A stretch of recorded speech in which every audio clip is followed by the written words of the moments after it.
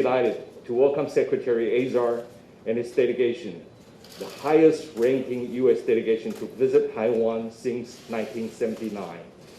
On behalf of the Ministry of Foreign Affairs, I'm deeply honored to receive you. Secretary Azar's visit could not be more timely. The world is still suffering from the COVID-19 pandemic, and many have to face a possible second, even third wave of outbreak. Taiwan, as opposed to some early predictions by international experts, has done fairly well in containing the pandemic. With early deployments of resources and quick responses by all related agencies, our people have been able to continue with their normal life uninterrupted by the threat of the virus. In fact, the people of Taiwan are all too familiar with dealing with threats, be it military, diplomatic, or the threat of epidemics. These are just parts of our daily adventures. Health officials in our Central Epidemic Command Center, just like the Commander-in-Chief and our military officials, are always on high alert and stand ready 24/7 to defeat the enemy, visible or invisible. The 2003 SARS taught us a hard lesson, and thanks to those invaluable experience, this time, Taiwan is able to showcase the world how an open society could deploy democracy and transparency in its combat against the virus. In contrast to an authoritarian model where the authority is too crippled to disclose fact, in a transparent Taiwan model, we simply cannot afford to lie or to conceal. We understand the COVID battle could not be fought in silos. Throughout the COVID-19 pandemic, Taiwan has donated 51 million surgical masks worldwide, including more than 10 million to the US and other PPEs, to provide sound protection to medical personnel on the front line. And we ask for nothing in return. Truth is, we even had to deliver these supplies quietly in some occasions to keep the recipients free from trouble. Yes, trouble from Beijing. Taiwan is no stranger to such troubles. Our life has become increasingly difficult as China continues to pressure Taiwan into accepting its political conditions that will turn Taiwan into the next Hong Kong.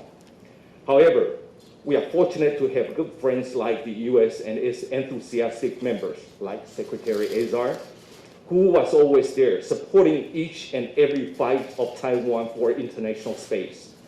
We know this is not just about Taiwan's status, but about sustaining democracy in the face of authoritarian aggression. Taiwan must win these battles so democracy prevails. I would like to express my appreciation to Secretary Azar for leading this substantial delegation. This is indeed a powerful message to Taiwan. As good partners in the free and open Indo-Pacific, we sure do have a lot to share with each other, and I look forward to our discussions. Thank you.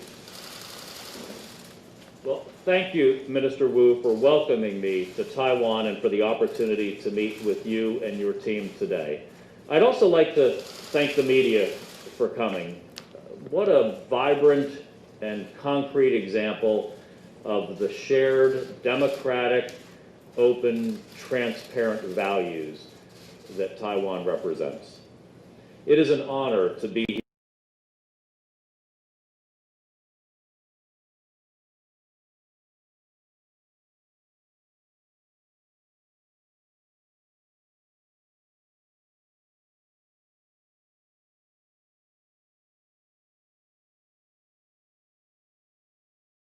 You've come to the aid of your neighbors, including the Pacific Island states, with donated supplies and direct technical assistance under the slogan, Taiwan can help, Taiwan is helping. The United States believes that Taiwan's accomplishments should be recognized on the world stage, and that Taiwan should be able to share these lessons and its world-class expertise in international fora. I've made that point repeatedly in the World Health Organization, from which Taiwan has been excluded as an observer for the last 4 years. I have been a witness to the harmful and counterproductive results of excluding Taiwan from these international settings. In the spring of 2018, for instance, the World Health Organization put out an urgent call for funding to respond to an Ebola outbreak in the Western Democratic Republic of the Congo. Taiwan offered $1 million to this important fight. No strings, no conditions. But the political bullying over Taiwan's status at the WHO ended up making this donation impossible, especially during a pandemic, but at all times. International organizations should not be places to play politics, especially on healthcare. They must be venues for constructive, open dialogue and cooperation. That spirit of openness is what has guided Taiwan's response to the pandemic, and the United States is proud to recognize that achievement. We will continue advocating for the contributions Taiwan can make to the world on important issues of health. I look forward to discussing these issues and Taiwan's global health leadership with Minister Wu today. Thank you.